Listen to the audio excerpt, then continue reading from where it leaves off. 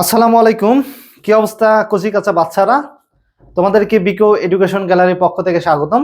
আজকে আমরা ইলেকট্রোফাইল এবং নিউক্লিওফাইল মূলক কারা তাদেরকে চিনে নেব এবং সহজেই আমরা আইডেন্টিফাই করতে পারবো এই ইলেকট্রোফাইল কারা এবং নিউক্লিওফাইল কারা, তার একটা শর্টকাট ট্রিক্স। তো আমি যদি এটা ইম্পর্টেন্সের কথা বলি, জৈব যৌগের মধ্যে বলতে পারি যে একটা ভাইটাল একটা পার্ট, যে এখান থেকে কোশ্চেন আসে, তো অবশ্যই তোমার জন্য একটা ইন্টারেস্টিং একটা ভিডিও এটা। তো শুরু থেকে শেষ পর্যন্ত অবশ্যই দেখবা। দেখো, তো আমরা একটু ইলেকট্রোফাইল নিয়ে কথা বলি এবং নিউক্লিওফাইল নিয়ে কথা বলবো। তো ইলেকট্রোফাইল, তো ইলেকট্রোফাইল মানে কি? ইলেকট্রোফাইল মানে কি? ইলেকট্রোফাইল মানে যে সমস্ত পদার্থ ইলেকট্রনকে আকর্ষণ করবে, এরকম জিনিসটা অবশ্যই।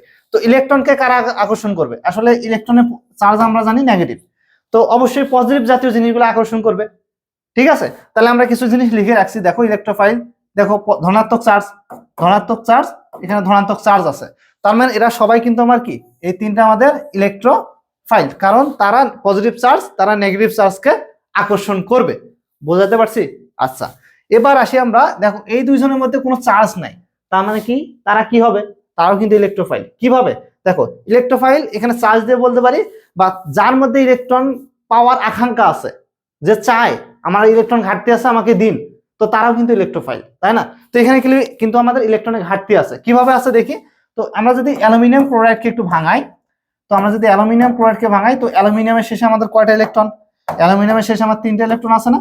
হ্যাঁ, 3টে ইলেকট্রন। তো 3টে ইলেকট্রন কার কার সাথে যুক্ত থাকবে? 3টা ক্লোরিনের সাথে যুক্ত থাকবে, 3টা ক্লোরিনের সাথে যুক্ত থাকবে। এখানে আমরা ক্লোরিন ইলেকট্রন গুলো দিয়ে দিই। ওকে, তো এখন দেখো এখানে অ্যালুমিনিয়ামের শেষে 3 জোড়া ইলেকট্রন হয়েছে, তার মানে অষ্টক পূর্ণ করার জন্য তার কিন্তু আরো এক জোড়া ইলেকট্রন প্রয়োজন। তার কি আরো এক জোড়া ইলেকট্রন প্রয়োজন, অর্থাৎ তার আরেক জোড়া ইলেকট্রন হলে তার অষ্টকটা পূর্ণ হয়ে যাবে। তার মানে ইলেকট্রনের প্রতি তার একটা চাহিদা আছে, ভালোবাসা আছে, টান আছে, তার মানে অবশ্যই সে ইলেকট্রোফাইল। তো বোঝাতে পারছি? তো একইভাবে কিন্তু বোরন ফ্লোরাইডও ইলেকট্রোফাইল। এভাবে তোমরা এখন বের করতে পারবা না যে ইলেকট্রোফাইল কারা হবে। এই তো হয়ে গেল। এখন আসি আমরা নিউক্লিওফাইল কারা হবে। দেখো ইলেকট্রোফাইল শেষ, তো নিউক্লিওফাইল কারা হবে? নিউক্লিওফাইল মানে কি, যারা নিউক্লিয়াসকে আকর্ষণ করবে। আর নিউক্লিয়াসের চার্জ কি? নিউক্লিয়াসের মধ্যে কি থাকে? প্রোটন থাকে। আর প্রোটনের চার্জ কি আমার? N positive. অর্থাৎ নিউক্লিওফাইল কারা হবে? যাদের মধ্যে পজিটিভ চার্জ থাকবে, সরি নিউক্লিয়াস আমার চার্জ পজিটিভ চার্জ যুক্ত। তো এদের প্রতি কারা আকৃষ্ট হবে? নেগেটিভ চার্জ যুক্ত। অর্থাৎ ইলেকট্রন হতে পারে বেশি, অথবা হতে পারে নেগেটিভ চার্জের। ঠিক আছে, তো এখানে দেখি আমরা ওএইচ এ নেগেটিভ চার্জ আছে, তার মানে সে কি নিউক্লিওফাইল। নিউক্লিয়াসকে সে কি করবে? আকর্ষণ করবে বা টানবে, তার পজিটিভের প্রতি ভালোবাসা তৈরি হবে। তো একইভাবে সায়ানাইডও কি একে টানবে। ক্লোরিন, ব্রোমিন, আয়োডিন, নাইট্রাইট সবাই কিন্তু এই নিউক্লিয়াসকে টানবে, তাই না? তার মানে এরা সবাই কি আমার? এরা সবাই আমার নিউক্লিওফাইল। তো এখন নেগেটিভ গেল, এখন এরাও কিন্তু আমার নিউক্লিওফাইল। কিভাবে নিউক্লিওফাইল? নিউক্লিওফাইল মানে কি, তারা নিউক্লিয়াসকে আকর্ষণ করবে, তাই না? তো যার বেশি বেশি ইলেকট্রন থাকে তারা কি করতে পারে? নিউক্লিয়াসকে দিতে পারে।